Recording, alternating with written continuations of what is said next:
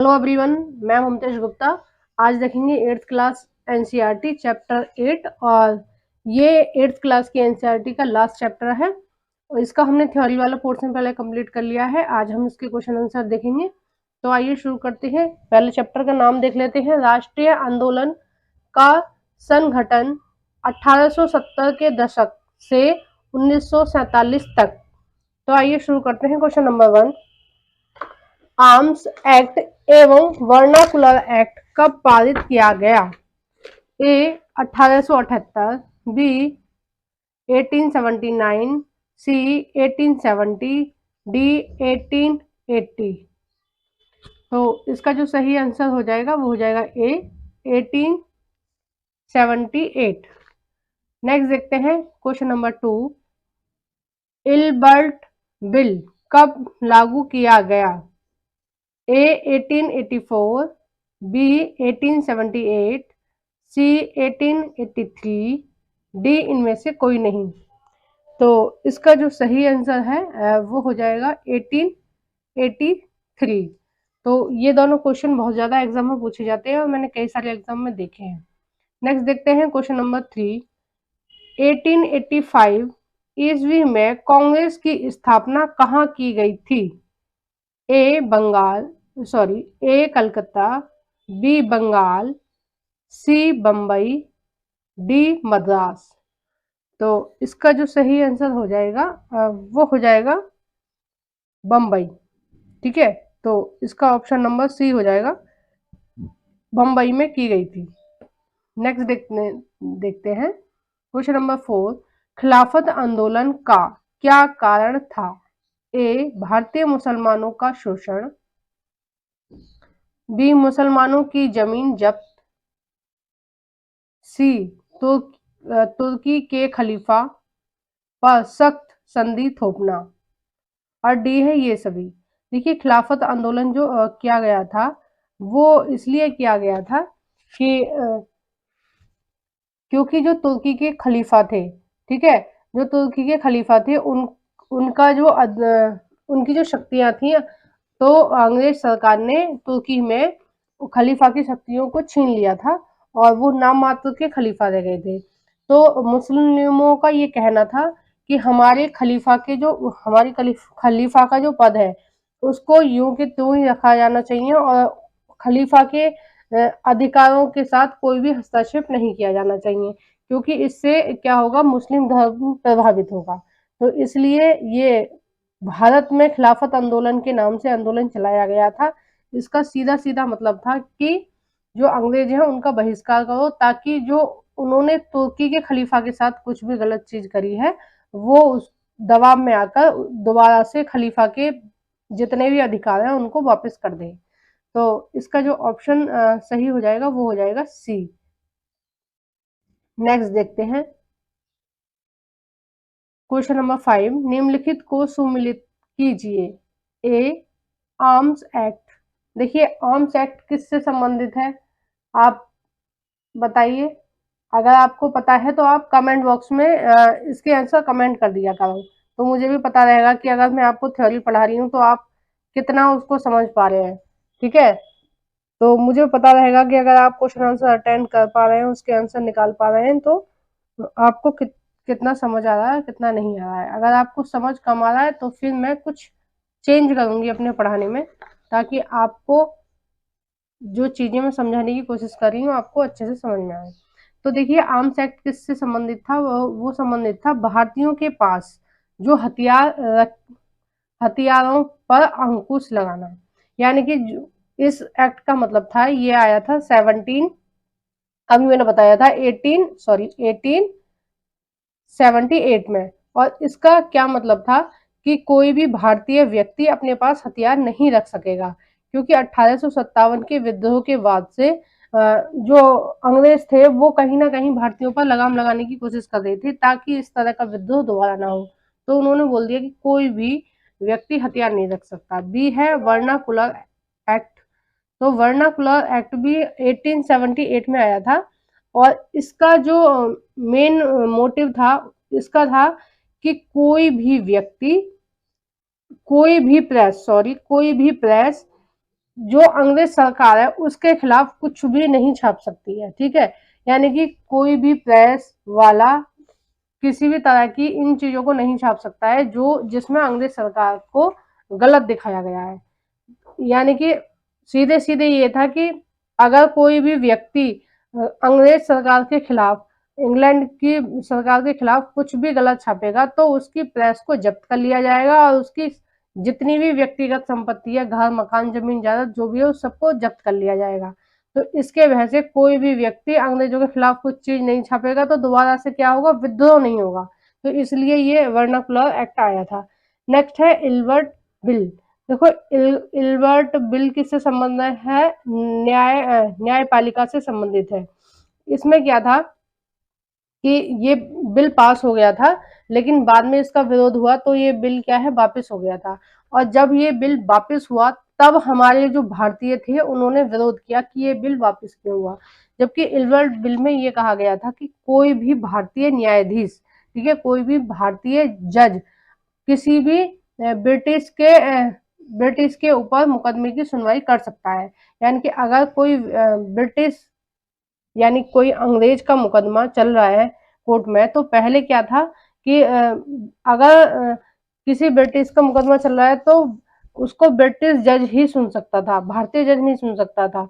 और ये जो इल्बर्ट बिल आया था इसमें क्या था कि कोई भी भारतीय भी उसके मुकदमे को सुन सकता है। लेकिन इतना ज्यादा विरोध हुआ अंग्रेजों की तरफ से तो ये बिल वापस हो गया, क्योंकि उनको इस चीज में अपनी इंसल्ट लग रही थी कि भारतीय हमारा जजमेंट करेंगे।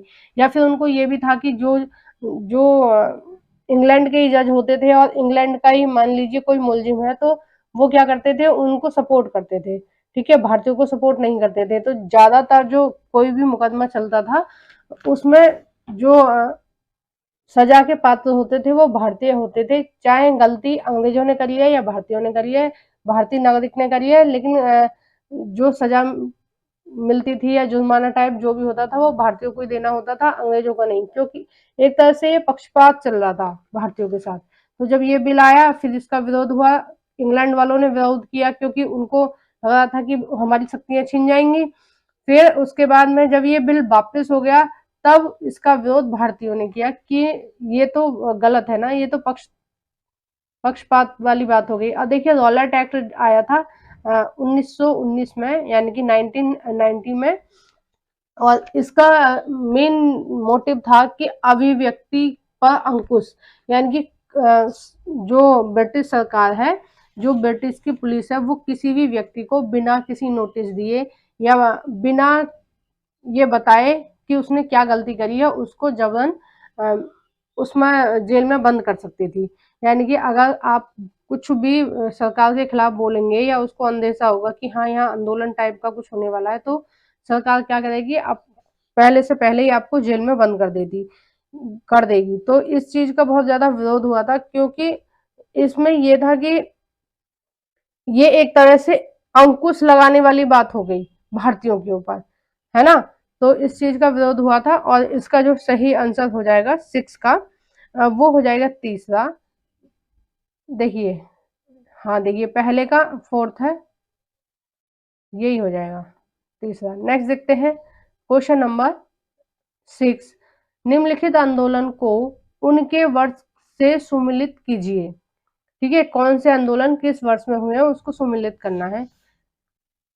पहला है अहमदाबाद मिल आंदोलन। तो ये जो आंदोलन हुआ था ये महात्मा गांधी के नेतृत्व में हुआ था, ठीक है। तो ये हुआ था 1980 में, ठीक है, कब हुआ था, 1980 में। और नेक्स्ट है चंपारण आंदोलन। तो ये हुआ था 1907 में। ये जो नील विद्रोह हुआ था, नील तीन गठिया जो पद्धति इन्होंने चला रखी थी अंग्रेजों ने, तो उसका खंडन करने के लिए ये भी उन्होंने चलाया था, महात्मा गांधी ने। और इसमें जीत किसानों की हुई थी और अहमदाबाद मिल आंदोलन में भी जीत मिल के कर्मचारियों की हुई थी। नेक्स्ट है रॉलेट एक्ट। अब रॉलेट एक्ट के खिलाफ भी एक आंदोलन चला था, तो वो आंदोलन चला था 1999 में, ठीक है। 1919 में चला था। और ये आंदोलन क्या था कि रॉलेट एक्ट के विरोध में चला था। और जलियांवाला बाग में जो मीटिंग हो रही थी, जो सभा हो रही थी, वो भी इस के ऊपर ही विचार करने के लिए हो रही थी कि ये इन्होंने इतना गलत नियम लाया है कि कोई कुछ भी बोल ही नहीं सकता इनके खिलाफ, या कुछ कोई भी अपनी बात नहीं रख सकता। तो इसी इसी के ऊपर विचार विमर्श हो रहा था, इसी एक्ट के ऊपर। ठीक है, और नेक्स्ट है स्वदेशी आंदोलन। तो जब बंगाल विभाजन हुआ था, तो बंगाल विभाजन के विरोध में ये आंदोलन चला था, स्वदेशी आंदोलन। ठीक है, और जो स्वदेशी आंदोलन लगभग लगभग पूरे भारत में चला था, क्योंकि 1905 तक पूरा भारत ये समझ चुका था कि उनके साथ क्या है, गलत नाइंसाफी हो रही है ना, गलत हो रहा है। तो स्वदेश आंदोलन में ये सारे लोग समझ चुके थे। तो ये जो आंदोलन है, ये पूरे भारत में अलग अलग नामों से, कई नामों से जाना जाता है। जैसे स्वदेशी आंदोलन ये बंगाल के आसपास के इलाके में स्वदेशी आंदोलन के नाम से जाना जाता है। जबकि जो आंध्र प्रदेश है, ठीक है, आंध्र प्रदेश के डेल्टा इलाकों में, जहाँ जो नदियां डेल्टा बनाती है, उन इलाकों में इसको वंदे मातरम के नाम से जाना जाता है। अब देखते हैं इसका जो ऑप्शन हो जाएगा वो कौन सा सही हो जाएगा।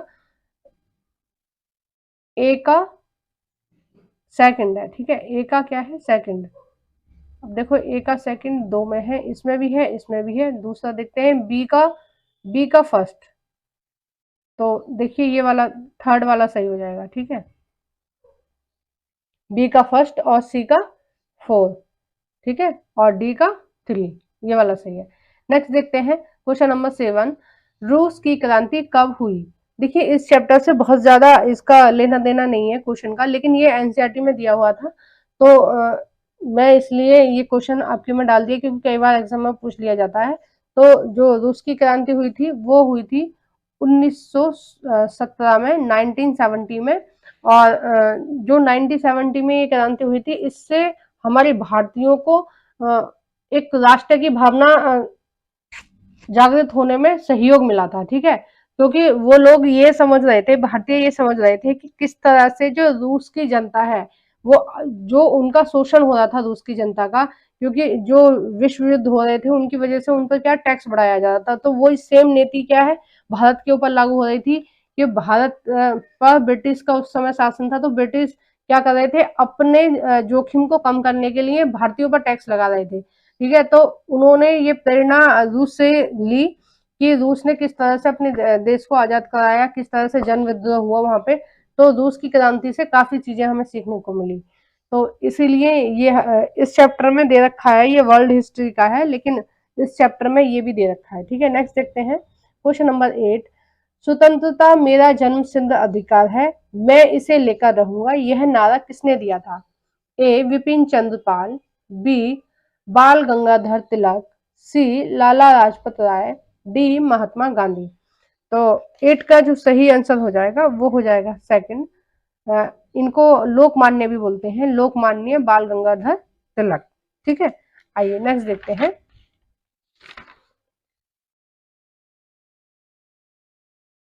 देखिए ये लाला लाजपत राय तो पंजाब के थे, और ये लोकमान्य बाल गंगाधर तिलक ये महाराष्ट्र के थे, कई बार पूछ लिया जाता है। और विपिन चंद्र पाल ये थे बंगाल के। ठीक है, आइए नेक्स्ट देखते हैं। और महात्मा गांधी गुजरात के थे, ये तो सबको ही पता है। क्वेश्चन नंबर 9, 28 दिसंबर 1885 को भारतीय राष्ट्रीय कांग्रेस की स्थापना किसने की थी।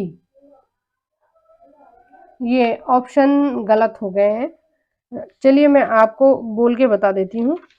तो ए ओ ह्यूम, बी है दादा भाई नरोजी, सी है महात्मा गांधी जी, और डी है दिनेश वाचा। तो इसका जो सही आंसर हो जाएगा वो हो जाएगा ए ओ ह्यूम। ठीक है, और इनका जो पूरा नाम था वो था एलन ऑक्टोवियन ह्यूम। ठीक है, आइए नेक्स्ट देखते हैं क्वेश्चन नंबर 10, बंगाल विभाजन किसने किया। ए लॉर्ड कर्जन ने, बी लॉर्ड डलहौजी ने, सी लॉर्ड रिपन ने, डी इनमें से कोई नहीं। तो इसका जो सही आंसर हो जाएगा वो हो जाएगा ए लॉर्ड कर्जन ने। तो आगे के क्वेश्चन हम नेक्स्ट पार्ट में देखेंगे। आपको मेरी वीडियो कैसी लगी प्लीज़ कमेंट बॉक्स में बताइए। अगर आप मेरे चैनल पर नए हैं तो प्लीज़ मेरे चैनल को सब्सक्राइब कीजिए। और आप जो फ्रेंड आपके फ्री में एनसीईआरटी पढ़ना चाहते हैं 6 to 10 तक की, तो उनके साथ इस वीडियो को आप शेयर कर सकते हैं। Thank you for watching everyone.